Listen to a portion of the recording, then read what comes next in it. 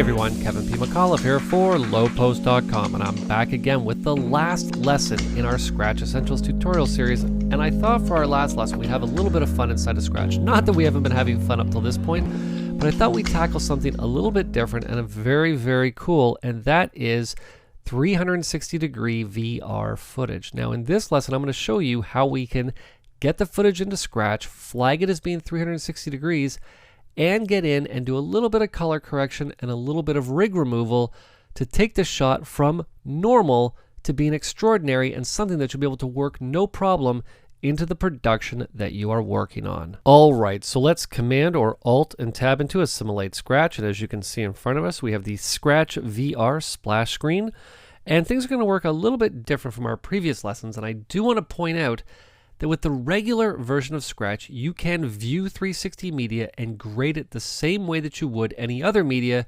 using the standard version of Scratch. What's also important to keep in mind is that the non-VR version of Scratch does support VR headsets like Oculus Rift and HTC Vive.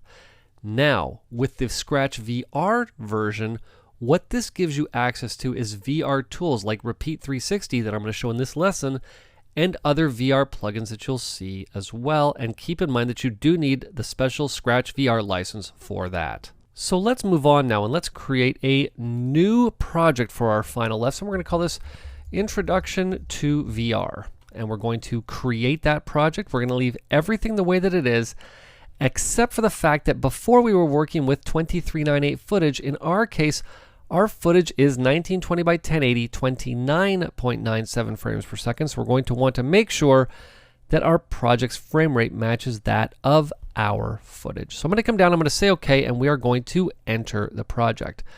Now, of course, we do need some footage to work with here. I'm going to navigate to the desktop. We have our footage in our SWAT folder. What I'm going to do is simply select all of those clips and we're going to open them. We're going to drop them into the slots. There we go, very nice. And you might think that we're already ready to jump into the edit module, jump down to one of the shots here, and start controlling it in 360 degrees. However, you'll notice that as I'm clicking, nothing is happening. Now, couple things going on here. You might think, oh, well, I've got this little sphere down here that when I hover over it says toggle 360 degrees spherical view on off, then I'm going to turn that on. Nope, still nothing's happening. So what exactly is going on here? Well, what's going on here is that we're almost there when it comes to viewing this footage in 360 degrees. However, we haven't actually told Scratch that this footage is 360 degree footage. That's why we can't control it like it is. So what we're going to do is we're going to head back to the construct window and we're going to head over to, again, you've heard me say this throughout the entire course, my favorite tool, the media browser. What I'm going to do is I'm going to select all of the footage. You'll notice that its projection type is set to normal.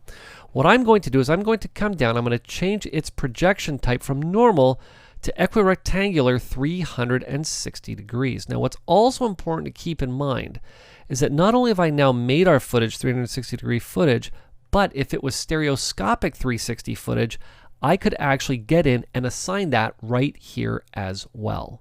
Okay, but since we are only working in monoscopic footage, I'm just going to say OK, and you'll notice that what has happened is a little icon has been put in here that looks like that globe inside the edit module. So let's go check out what's happening. I'm going to come back to the edit module because again, you'll see if I start clicking, nothing's happening. However, if I turn that sphere on, you'll immediately see now that our footage can now be taken and rotated in 360 degrees. I can now hit play and see all the footage here the way that it was shot. Okay. So let me just stop this right here because now that we've got all of our footage looking the way that we want it to look, I think what we're going to do is let's just focus on one shot. And I think what the shot that we're going to focus on here is, let's just pick one here. Let's pick our guy here because he needs a little bit of color work done to him as well. He's a little bit washed out. And I want to pick a shot that's going to need a little bit more work done to it than all the other ones will. So I'm just going to come back to the construct window. I'm going to select everything except the last shot and I'm going to delete them. I'm just going to remove all those empty slots and I'm going to head back to the edit module. Now, let's be honest, it's going to be a little bit hard to come in and let me just rotate our window here and do the removal of what I like to call the black hole here at the bottom and the black hole that we have up here at the top in 360 degree view. Now keep in mind that this hole right here might very well be the rig that the 360-degree camera is sitting on. So the concept is going to work the same whether you have the black hole or you have the hole or you have the actual rig in your shot. Okay? So let's come back here now. Now keep in mind that it doesn't matter whether I'm working with, regular footage or working with stereoscopic 360 footage. What I do have the ability to do at any time is to come in and say, okay, well, let's come to our numeric setup. Let's just give a little bit of a lift adjustment. We'll give a little bit of a gamma adjustment, a little bit of a gain adjustment. We'll just give this a little bit of saturation here. Whoops, that's not what we want. We wanted saturation. There we go. Just to give our guy a little bit more of a proper skin tone look. Now, of course, at any time as well, we can jump into any one of our parameters, get in and start making adjustments. Maybe we're going to make this sort of look like it's, towards the end of the day. Maybe they're coming in, sort of at dusk because they're going to, do some big takedown. So we, of course, at any point can come in, add anything we want, canvases, adjust curves, get in and do qualifiers. We can do all of that work just like we would do in a normal session. Okay. Now, let's talk about what's going on down here and how we can fix this. Because, to be honest, we can't have it like this. Because when the user is rotating around, the last thing we want is them to see this giant hole in our screen. Actually, two giant holes in our image. So let's get in and fix this. Now, to get in and fix this, what we actually want to do is take our footage and flatten it. Now, saying that, what you might think that we want to do is to come in and turn our 360-degree view off. However, you'll notice the problem with that is that it doesn't actually help us because we can't actually see the hole when the image is wrapped in 360 degrees. What I would really like to do is to almost take that 360-degree sphere and cut it so that I can actually see where those holes are so that we can get in and cover them up. Well, let me show you how we can actually do that inside of Scratch. We're going to do it with an effect. I'm going to come down to plugins. Now, this is a standard effect that comes with Scratch VR. I'm going to come to the VR section, and we're going to choose a VR transformer. Now, what's important about this effect is that it's a node-based effect. You don't want to apply it on a layer, just on a node. So I'm going to say apply on node. And once I apply it on the node, what we want to do is we want to come back to the convert option, and I want to convert it from equirectangular to cubic. Now, as soon as I do that, you're going to see that it almost looks like we could now take this image and wrap it up in a perfect cube to then take it and rotate it in 360 degrees. What it's also done now is it's given us these two black holes in a perfect location for us to get in and to cover them up. So how do we go about covering them up? Well, we're going back to plugins because I'm just going to come back to the standard effects that come with Scratch, and we're going to be doing a vector paint to our shot. So I'm going to apply this on the node again, and once it's applied on the node, what we're going to do is we're just going to zoom in. I'm just going to reposition this. We're going to do the top one first here because it's probably the easier of the two to do. Okay. Now, what you might think is that we're just going to come in and just start painting. Oh, okay, well, that's not quite what I want. What I'd really rather do is sort of eyedrop this color, and then we're going to sort of color this in. We're actually not going to do any of that because I don't want to do this as a paint effect. I want to do it as a clone effect. Okay. Now, to do that, what we're going to do is we're going to change our paintbrush to a clone brush. Now, much like in Photoshop, I'm just going to bring the cursor over here just so that you can see it. You'll see that we now have two cursors happening, and one slightly lags when I move the mouse around like this. Okay. What we want to do is I want to now select a certain area of the shot that we're going to clone over another area. Now, you'll notice that as I just do this, nothing happens because technically what we're doing is we're cloning the exact same thing over the exact same thing. Okay. So what we're going to do is we're going to hold Command on the Mac, Control on Windows, and we're going to click and drag. Okay, and what this is going to do is it's going to position the clone tool. Now, what's important to keep in mind is that the target or the crosshairs is what we're going to be cloning. The circle is where we're going to be cloning it to.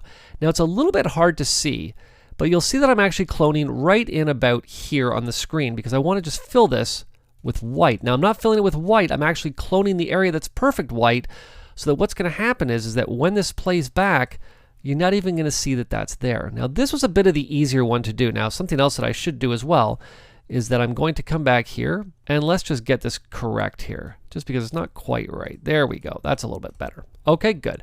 So what we now want to do is come down to the bottom of the screen. Now, this one's a little bit trickier than the other one was.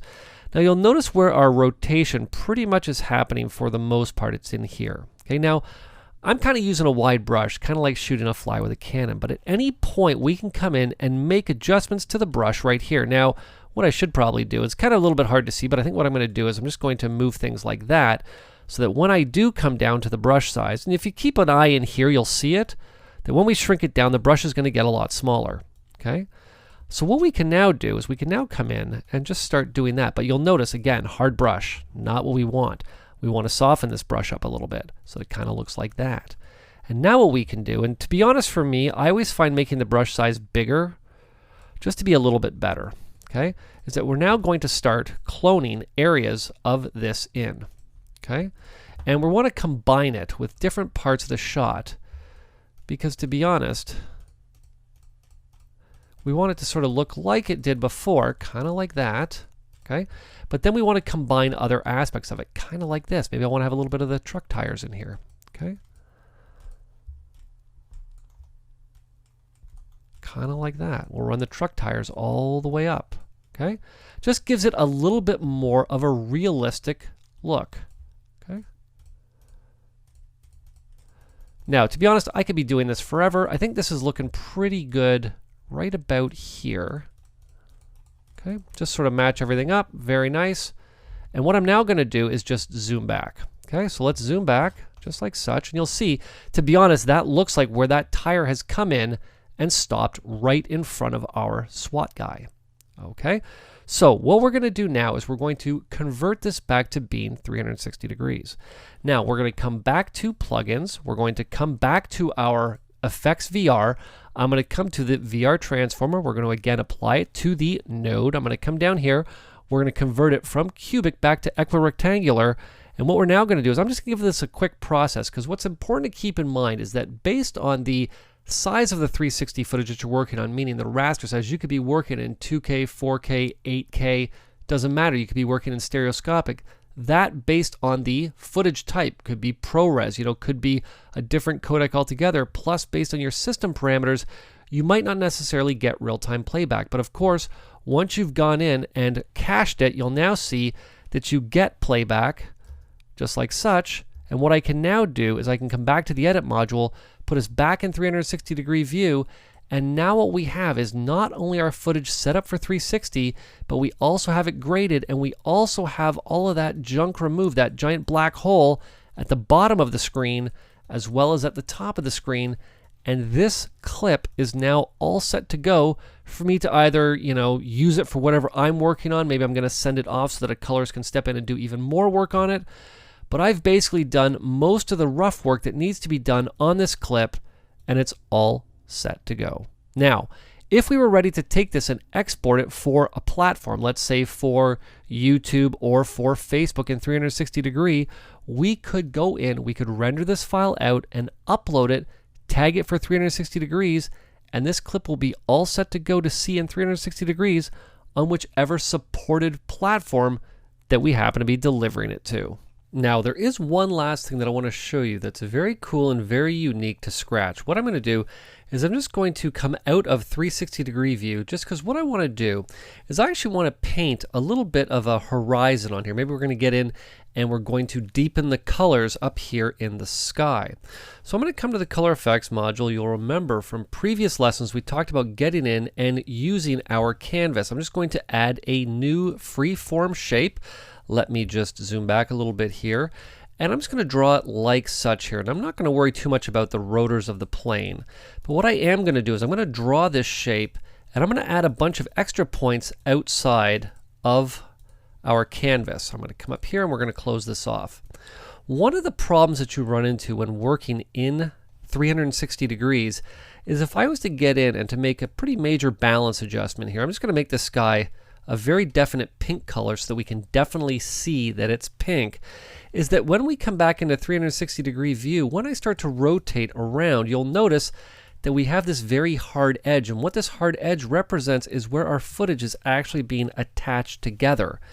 And the problem is that there's really no way around this other than attempting to do the grade on both sides of our screen and then mesh them together. But not if we're working in Scratch. Scratch, like I said, has this great feature inside of the canvas right over here called Repeat 360. Now I want you to watch what happens as soon as I select it. you'll see that what Scratch has done is it has actually taken the part of my canvas that's outside of the frame and it's added it over here on the left-hand side. Now the question is, how would I get in and adjust this part of our color shape so that it matches the horizon?